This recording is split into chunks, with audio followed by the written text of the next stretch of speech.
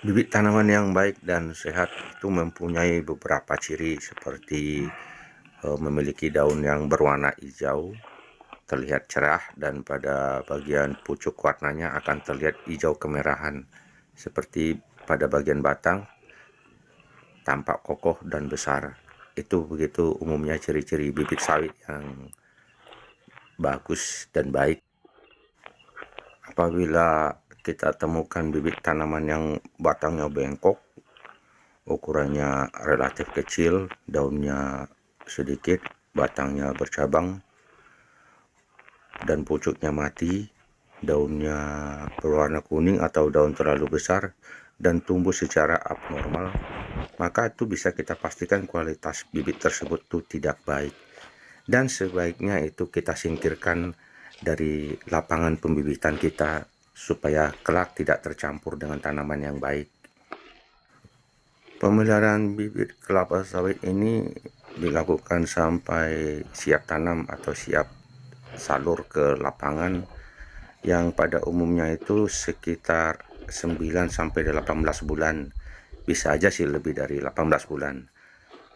Benih siap tanam itu memiliki beberapa kriteria: tumbuhnya normal, tidak terserang hama atau penyakit, serta jumlah daunnya sesuai dengan umurnya. Misalnya tuh 12 pelepah untuk benih yang berumur 10 bulan, terus minimal 14 pelepah untuk benih yang berumur 11 bulan, minimal 15 pelepah untuk benih berumur 12 bulan, dan minimal 15 pelepah untuk benih yang berumur 13 sampai 18 bulan. Itu biasanya rata-rata ya, atau plus minus 1 dari angka-angka yang saya sebutkan tadi.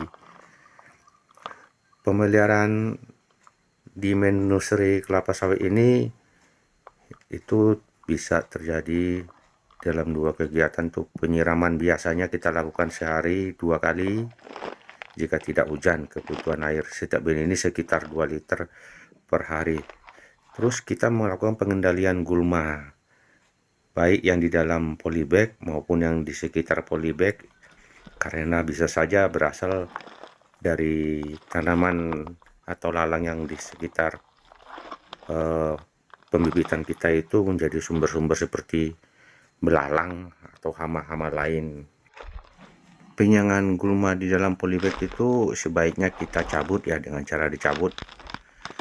Tapi kalau pengendalian gulma di luar polybag itu bisa melalui penebasan gulma atau melalui penyemprotan herbisida.